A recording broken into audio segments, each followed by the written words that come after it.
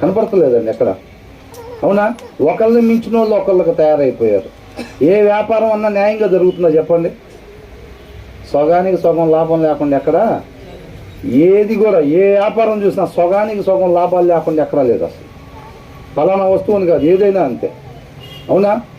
కాబట్టి ఆయన న్యాయవంతుడుగా ఉన్నాడు కాబట్టి ఆ న్యాయాన్ని ఆయన ఇష్టపడుతూ ఉన్నాడు. తర్వాత ఏమంటున్నాడు? I will be careful to lead a blameless life అని అంటున్నాడు. ఈయనకేంటంట, ఈయన నిందారహితమైన జీవితాన్ని గడపటానికి అంత జాగ్రత్త కలిగి ఉంటున్నాడు అన్నమాట. అవునండి, దావీదు భయం ఏంటి? నిందారహితంగా. ఈయన ఇష్టం ఏంటి? మనం కూడా అట్లాగే ఉంటున్నామా? మన జీవితం పట్ల ఎక్కడ కూడా నిందారహితంగా, అబద్ధం ఆడకుండా, అన్యాయం చేయకుండా, అధర్మంగా నేను ఉండకుండా బహు జాగ్రత్త కలిగి ఉండాలి. ఏమాత్రం ఇంత కూడా లైన్ దాటి నేను పక్కకు పోకుండా నా జీవితం నేను జాగ్రత్తగా కలిగి ఉండాలి. అంత సీరియస్గా మన జీవితాలను తీసుకుంటున్నావా? మరి దావీదు ఏమంటున్నాడు?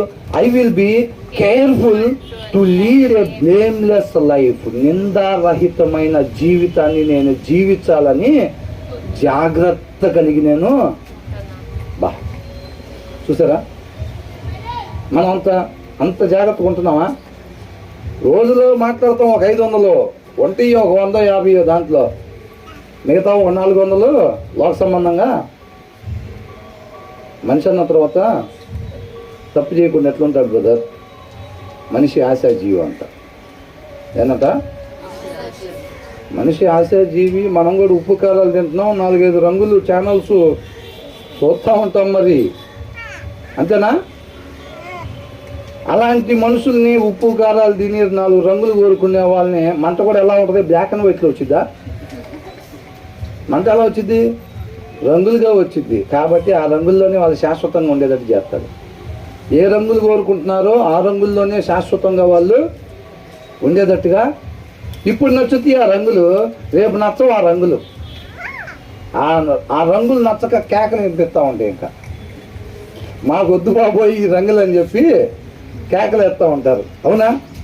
సమయం ఉండగానే సద్వినియోగం చేసుకోవాలండి. ఈ మాట దగ్గర నాకేంటి, ఒక వచనం నుంచి ముందుకి పోవాలంటే అవట్లా. ఇంకా ఆ లోతులో నేను దాన్ని చెప్పలేదు అని అనిపిస్తుంది అనమాట. ఆ సాటిస్ఫాక్షన్ ఎప్పుడైతే కలిగిద్దో అప్పుడే నేను నెక్స్ట్ లైన్కి వెళ్ళగలుగుతున్నా. అది దేవుడి కృపే. అది అర్థమవుతుందండి. ఉండాల్సిన వాళ్ళందరూ ఉండాల్సిన రీతిలో ఉండకపోవటం వల్లనే ఈ లోకంలో ఇంకా ఇంత